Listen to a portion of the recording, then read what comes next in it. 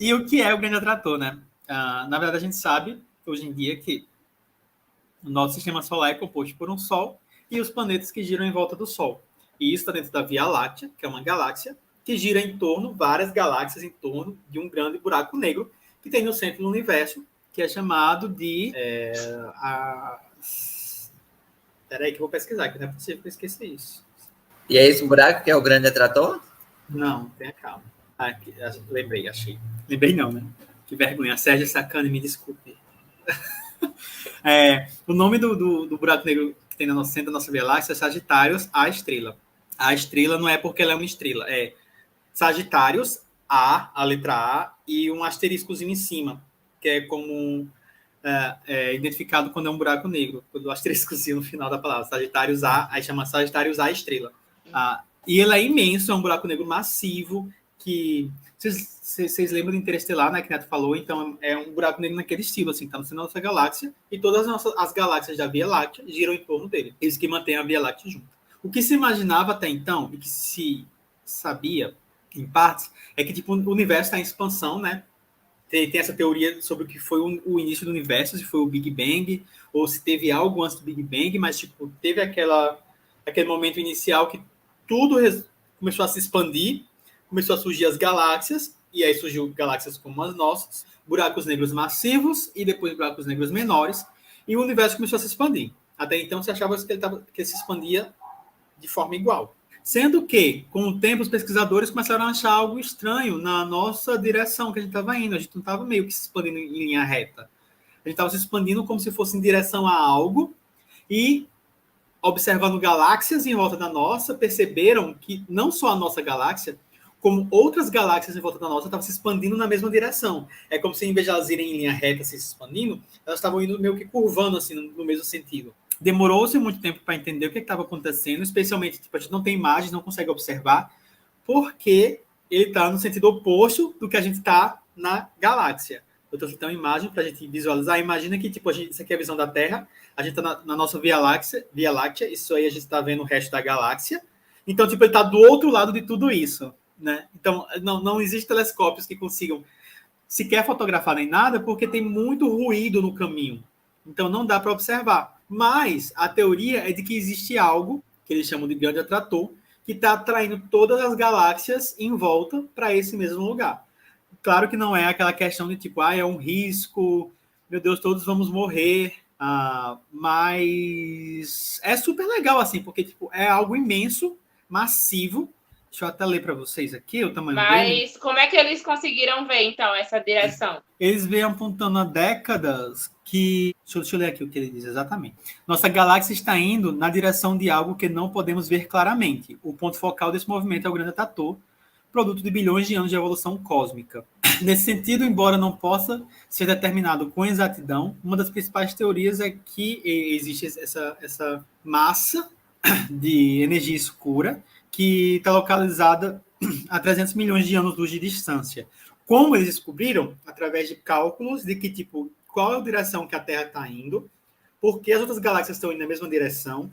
Então, é uma suposição de que lá existe esse objeto, que é o grande atrator, que tem energia suficiente para atrair todas as galáxias em volta para ele.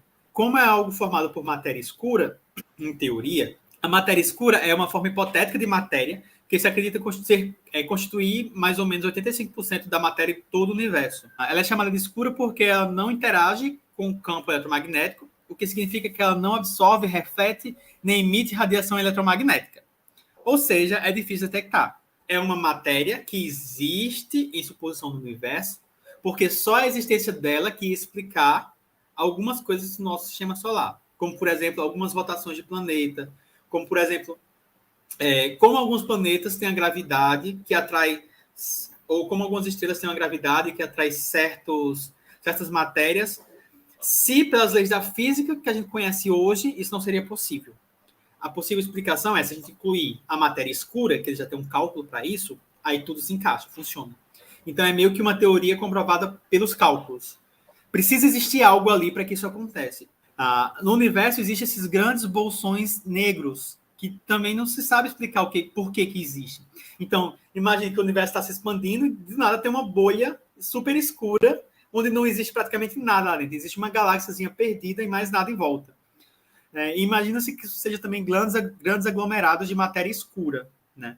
Dessa matéria. Então, imagina-se que esse grande atrator é formado por essa matéria escura também. Em geral, tudo que não se sabe explicar muito bem se atribui à matéria escura, porque é algo que a gente não pode comprovar, mas tem esses cálculos que traz ali uma ideia do que possa ser. Eu acho super legal, apesar de ser difícil de explicar, porque, tipo, só quem trabalha com isso é meio que nem genética. Quem trabalha com isso é algo tão complexo que, tipo... E outros campos, para explicar a sua área de trabalho é mais complicado, né? Porque é algo muito teórico, é algo muito à base de cálculos. Matemática, lascou. Imagina esses cálculos que é feito, né? Essa notícia apareceu você explicando a nova temporada de Fortnite. O grande atrator vai puxar todas as coisas. Meu Deus, eu me senti vendo um vídeo de Patriota. Mas muito doido isso. Eu tenho medo de falar sobre o universo, sabia? Daniela tem cada medo, gente. Vamos fazer um episódio sobre os medos. E detalhe, viu? Uma coisa que eu esqueci de falar é que esse grande atrator não é um buraco negro. Isso já tá excluído. Não é um buraco negro. Não é outro buraco negro ainda maior do que os que a gente conhece. Não é. É outra coisa. É outra matéria. A gravidade é muito maior do que isso. Inclusive, uma coisa interessante que eu achei é que, tipo, a gente tem tendência a achar que, tipo, gravidade é uma força forte, né? Que, tipo, prende a gente, segura o universo, a gente gira em torno do Sol por causa da gravidade. Mas, na verdade, tipo, ela é uma das forças mais fracas do universo inteiro. Todo objeto tem uma gravidade. A gente emite uma gravidade. Mas só objetos supermassivos e imensos que tem uma gravidade que a gente sente, de tão fraco que ela é.